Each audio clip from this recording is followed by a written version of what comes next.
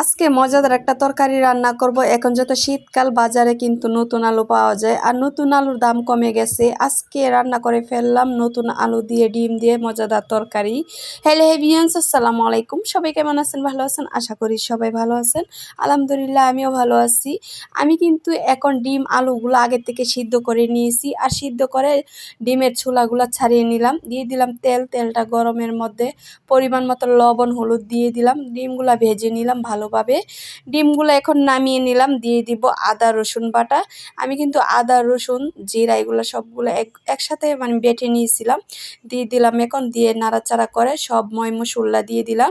আর ময় মশলা কী দিছি পরিমাণ মতো লবণ হলুদ গুঁড়ো জিরের গুঁড়ো ধনিয়ার গুঁড়ো মরিচ গুঁড়ো সব কিছু পরিমাণ মতো দিয়ে ভালোভাবে আলুগুলো দিয়ে দিলাম। আলুগুলো দিয়ে নাড়িয়ে চেড়ে ভালোভাবে রাখবেন, না হলে নিচে লেগে যাবে। তারপর দিয়ে দিলাম ভাজা ডিম আর পরিমাণ মতো পানি দিয়ে দিব। এখন কষিয়ে পানিটা দিয়ে দিলাম। তারপর দিয়ে দিলাম কয়েকটা কাঁচামরিচ, আর কাঁচামরিচটা দিলে সুন্দর একটা ফ্লেভার আসে। আর কাঁচামরিচটা দিলে সুন্দর ফ্লেভারের জন্য তরকারির কালারটাও সেই, আর তরকারিটা খেতেও ভালো লাগে।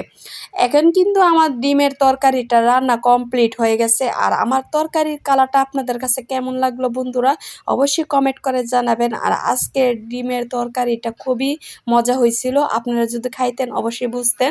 তা বাসায় কিন্তু রান্না করে খাবেন। আজকের ভিডিওটা পর্যন্ত ভালো থাকবেন। আল্লাহ হাফেজ।